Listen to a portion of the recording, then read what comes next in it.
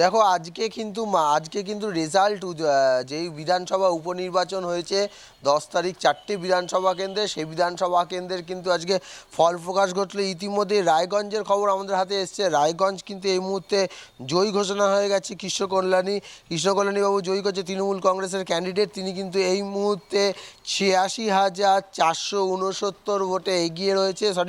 ক্ষমা করবেন, 86,479 ভোটে তিনি কিন্তু এগিয়ে গিয়ে 10টি রাউন্ডের মধ্যে 10টি রাউন্ডই গণনা হয়ে গেছে এবং সেখানে বিজয়ী ঘোষণা হয়েছেন কৃষ্ণকল্যাণীবাবু। উল্লেখ করা যায়, কৃষ্ণকল্যাণীবাবু বিধায়ক পদ ছাড়ার পর থেকে এই আসনে কিন্তু বিধায়ক শূন্য ছিল এবং সেই বিধায়ক শূন্য থাকার জন্যই কিন্তু এই আসনে কিন্তু ভোট হয়েছে। এই রায়গঞ্জের দিকে আমরা নজর রাখি। রায়গঞ্জে কিন্তু ইতিমধ্যেই জয়ী ঘোষণা হয়েছে তৃণমূল কংগ্রেসের প্রার্থী এবং তার সঙ্গে সঙ্গে বাগদা আসনে জয়ী ঘোষণা হয়েছে।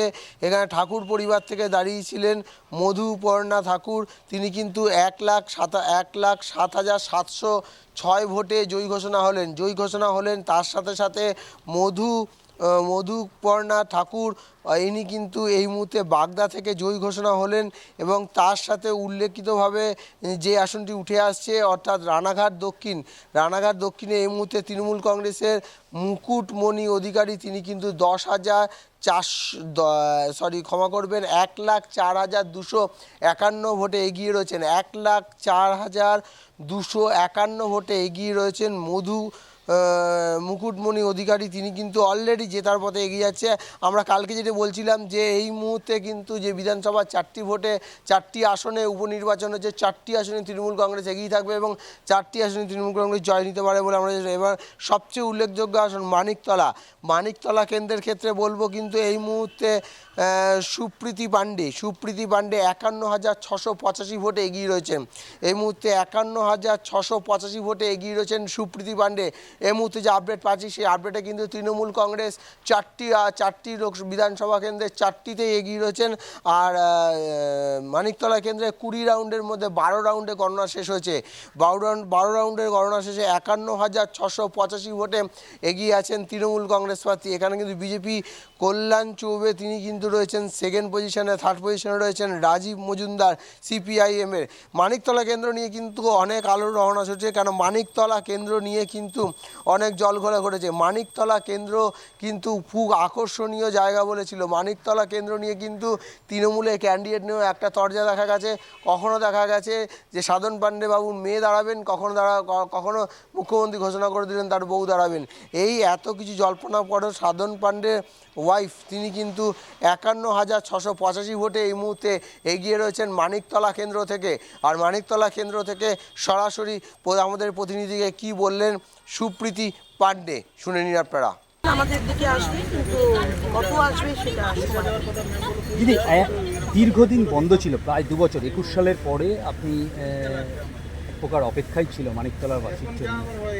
কীভাবে প্রতিকার সম্ভব? প্রতিকার যদি নির্বাচন হচ্ছে মানিকতলা এমএলএ ফান্ড পুরো যেই এমএলএ হোক তার তো ফান্ডটা পাবে, উন্নতি হবে না, পরিষেবা থেকে বঞ্চিত হবে। সন্ত্রাসের একটা অভিযোগ ছিল আপনার বিরুদ্ধে বিজেপি প্রার্থী, তিনি বারবার অভিযোগ করছেন যে আপনার কেন্দ্রে অভিযোগ করেছেন যে তৃণমূলের লোকজন এবং বাহিনী তারা এক প্রকার সন্ত্রাস হয়েছে। একটা পার্টি প্রতিবার বলেন, এবার একটা পার্টি একটা পার্টিকুলার পার্টি 277টা আমার এই পার্টির রেজাল্ট বাদ বাকি তো উনি দিতেন। তো ওইটা আমি পুরো বিজেপিকে দিলাম, আমাকে যারা দিয়েছে সেটাও দিয়ে দিলাম। ধরুন আমি 5,000 ভোট পেয়েছি, 5,000 দিয়ে দিলাম। নির্বাচনে দাবি জানাচ্ছি এত বড় কথা বললাম 167 মানিকতলা শেষ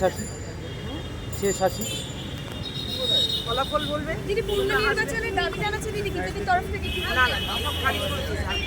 ওনার দাবি আর শুনবে না হাইকোর্ট থেকে 22 বারে পিটিশন করেছেন এবং 22 বার আসেননি। এতগুলো 2.5 লক্ষ মানুষ পরিষেবা পায়নি। ওনার কি অধিকার আছে এতগুলো মানুষকে বঞ্চিত করবার 2.5 বছর ধরে?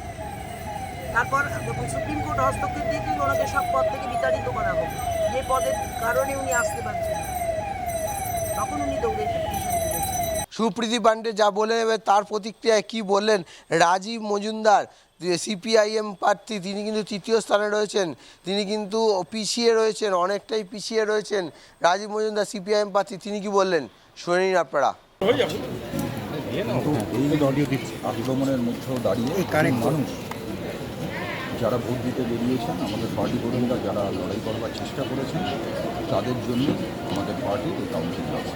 55% পোলিং হয়েছে, মানে প্রায় 1,13,000-14,000 ভোট হয়েছে।